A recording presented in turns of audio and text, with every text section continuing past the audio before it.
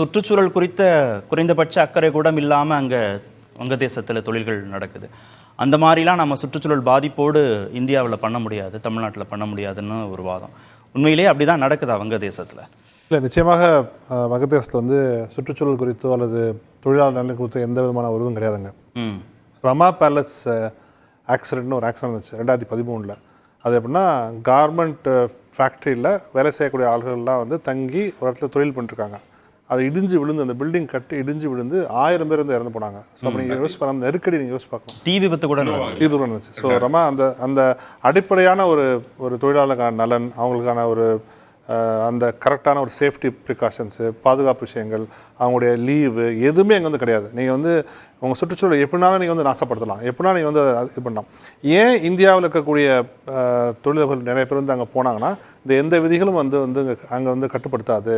இங்கே 20 வருஷம் முன்னாடி திருப்பூர் வந்து இன்றைக்கி இல்லை, மாறி இருக்குது. நிறைய விஷயங்கள் வந்து சேஞ்ச் ஆகிருக்கு. பாசிட்டிவாக நான் சொல்கிறேன்.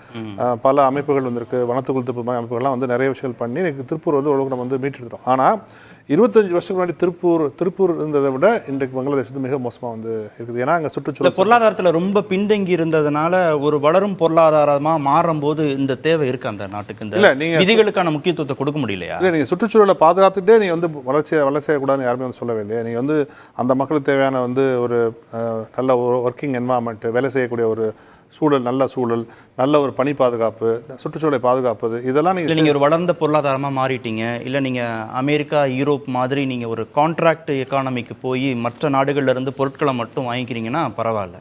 இங்கே விதிகளை நீங்கள் ரொம்ப இறுக்கி பிடிச்சிங்கன்னா தொழிற்சாலைகள் வராது, முதலீடுகள் வராது, வேலைவாய்ப்பு வராது இல்லையா? ஒரு வளரும் பொருளாதாரத்திற்கு சுற்றுச்சூழல் மாசுபட்டுச்சுன்னா யார் பாதிக்க போகிறா? அமெரிக்கான் கிடையாதுல்ல, ஐரோப்பாவுக்கு கிடையாதுல்ல. சுற்றுச்சூழல் பாதிக்கப்பட்டுச்சா யார் பாதிக்கப்பட போகிறாங்க? பங்களாதேஷ்காரன் தான் பாதிக்கப்பட போகிறாங்க. அதுக்கான விலையும் சேர்த்தே கொடுக்கும். ஆமாம், நீங்கள் ஒரு பக்கம் உங்களுக்கு வந்து ஊதியம் குறைவு, நீங்கள் சரியான பணிச்சூழல் இல்லை, உங்களுடைய நிச்சயமற்ற ஒரு வேலை, லேபர் லாஸ் கிடையாது, குழந்தை தொழிலாளர் ஈடுபட்டுறீங்க ஒரு பக்கம். இன்னொரு பக்கம் இந்த தொழிற்சாலை ஏற்படுத்தக்கூடிய சுற்றுச்சூழல் சார்ந்த விஷயங்களை யார் பாதிக்கப்படுவாங்கன்னா அந்த பக்கம் தான் பாதிக்கப்படுவாங்க. அமெரிக்கான பாதிக்கப்படுறது இல்லை. அதான் நம்ம தொடர்ச்சியாக சொல்லிட்டு இருக்கோம். நீங்கள் அமெரிக்காவும் ஐரோப்பாவும் எந்த தொழில்கள்லாம் வந்து வேண்டான்னு சொல்லி 60கள் 70 விட்டாங்களோ அதான் நம்ம தமிழ்நாடு பிடிச்சிட்டு இருக்கோம். தோல் தொழிற்சாலை இருக்கலாம், இல்லை பின்னலாடை தொழிற்சாலை இருக்கலாம். ஏன் இங்கேருந்து நாம் வந்து நம்ம வந்து பின்னலாடையை வந்து அமெரிக்காவுக்கு ஏற்றுமதி பண்ணணும்? அமெரிக்காவில் செய்ய முடியாது தானே? அந்த மிஷினரி செஞ்சு தர்றது அவங்க தான், இட்டாலி தான் செஞ்சு தர்றது மிஷினரியை. நீங்கள் ஆம்பூர் வாணியம்பாடிக்கு போனால் அந்த லெதர் மிஷினரி இருக்கு இல்லையா, தோல் தொழிற்சாலை மிஷினரி, அந்த மிஷினரியை செய்வது வந்து ஐரோப்பா தான். ஆனால் அதே தோலை வந்து அங்கே பதப்படுத்தி ப்ராடக்ட் செய்ய சொல்லுங்க. நாட்டில் இருக்கிற இயற்கை வளங்கள் பாதிக்கப்படக்கூடாது, சுற்றுச்சூழல் பாதிக்கப்படக்கூடாதுன்னு அந்த நாடுகள் நினைக்கிறேன். அதனால வந்து இந்தியா, வங்கதேசம் மாதிரி நாடுகளுக்கு வந்து அனுப்பிச்சு விட்டு நீங்கள் எப்படியும் போங்க, எக்கடு கட்டு போங்க, எங்களுக்கு பொருளை கொடுங்க அப்படின்னு சொல்லி வந்து சொல்கிறாங்க.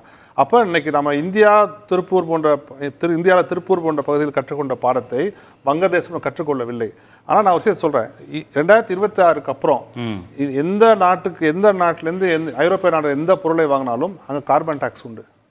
ஸோ அது கான்ட்ராக்டு, கான்ட்ராக்ட் அந்த பஞ்சாயத்துலாம் கிடையாது. நீ வந்து வந்தேன்னா நீ வந்து சுற்றுச்சூழலை பாதிக்காமல், நீங்கள் வந்து கார்பன் எமிஷனை வந்து ஏற்படுத்தாமல் தான் உங்கள் பொருளை வந்து உற்பத்தி செய்யணும்.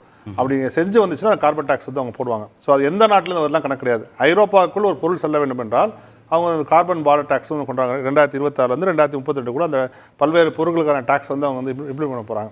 ஸோ இந்த தொழிற்சாலைகள் தமிழ்நாட்டுக்கு வருமா? இந்த தொழிற்சாலைகள் வந்து தமிழ்நாட்டுக்கு கொண்டு வர முடியுமா அப்படின்னா, சுற்றுச்சூழலை பாதுகாப்பான முறையில் செய்துவிட்டு நிச்சயமாக தமிழ்நாடு தொழில் செய்ய முடியும் என்றால் நிச்சயமாக செய்யலாம். இதில் ஒரு முக்கியமான விஷயத்தை நம்ம பார்க்கணும். இப்போ வங்கதேசத்துலேருந்து ஏற்றுமதி ஆகுதுல டெக்ஸ்டைல்ஸ், பின்னாடை, ஒரு 25 வருஷம் முன்னாடி போனீங்கன்னா இந்தியாவிலேருந்து டெக்ஸ்டைல் எக்ஸ்போர்ட்ஸோட வேல்யூ வந்து $14 பில்லியன், 14 to $16 பில்லியன். வங்கதேசம் ஒன்றுமே கிடையாது 20 வருஷம் முன்னாடி. ஆனால் இன்றைக்கி வங்கதேசம் கிட்டத்தட்ட இந்தியா தொட்டுச்சு. இந்தியா எந்த அளவுக்கு ஏற்றுமதி பண்ணுறதோ அந்த அளவுக்கு வந்து தொட்டுச்சு. அப்போ அது வந்து இந்தியாவுடைய ஸ்பேஸை வந்து எடுத்துக்கல சொல்ல முடியாது. இந்தியாவில் தொழில் முனைவர்கள் இங்கே இந்தியாவில் சுற்றுச்சூழல் சட்டங்கள் வந்து ரொம்ப ஸ்ட்ரிக்ட் ஆகுது, ரொம்ப ஸ்ட்ரிஞ்சன்ட் ஆகும்போது அதை ஒரு வாய்ப்பாக பயன்படுத்தி வங்களாதேஷுக்கு வந்து அவங்க மேனுஃபேக்சரிங் ஃபெசிலிட்டிஸ் வந்து கொண்டு போகிறாங்க. ஸோ இப்போ திருப்பி இங்கே வந்தாங்கன்னா, இப்போ அதே தொழில் முனைவர்கள் அதே தொழிற்சாலை எடுத்துகிட்டு தமிழ்நாட்டுக்கோ இல்லை இந்தியாவுக்கோ வந்தாங்கன்னா அவர்கள் சுற்றுச்சூழல் சட்டங்களை மதித்து தான் இங்கே வந்து செய்ய வேண்டிய சூழலுக்கு வந்து அப்படி தான் இருக்குது. இன்றைக்கெல்லாம் இனிமேலாம் வந்து ஜஸ்ட் லைக் தட் போய் நீங்கள் வந்து விதியை மீறிலாம் வந்து போய் பண்ணிட முடியாது, தொழிற்சாலைகள் தொடங்க முடியாது. ஸோ அது எப்படி அவங்க பார்ப்பாங்க, அதோட விலை என்னவாகும், அதெல்லாம் வந்து நம்ம பேச வேண்டிய விஷயம்.